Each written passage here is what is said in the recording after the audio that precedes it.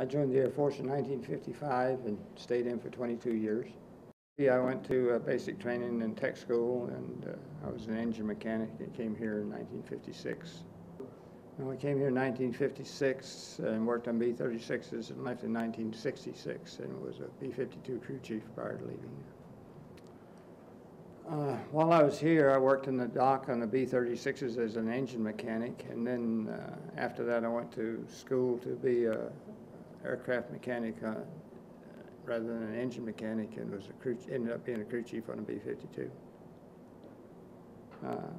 I was given the opportunity to fly every month for the whole amount of $55, and this one day this guy said to me, he said, "Bob," he says, "I'm supposed to fly today, but I don't feel good. Would you want to take my place?" And I said, "Sure." The airplane tail number was 641. I remember that one. And the captain's name was Captain Coates.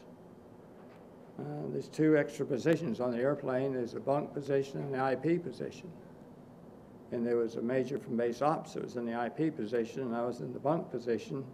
And just as we break ground, the cockpit fills full of dust, and I thought smoke, but it wasn't. It was just dust, and the pilot says, "Prepare to bail out." And I said to the major, "Well, we finally got airborne, and we decided," we knew what happened by then because we flew around the tower, and we had blown a tire on takeoff, and it broke a strut off, and the whole truck was gone, so we had only 3 landing gears rather than 4. So as soon as the situation was evaluated by Lockheed, we were told, or Boeing, we were told that we could either come back to Walker and land or go to the factory and land.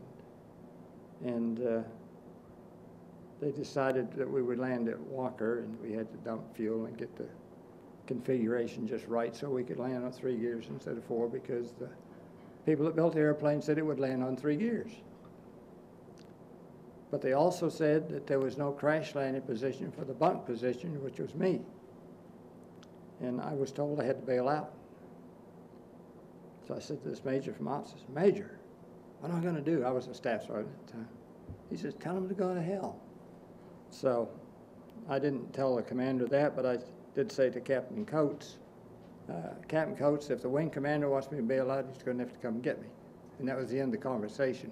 And needless to say, I'm here today, so it was the right decision.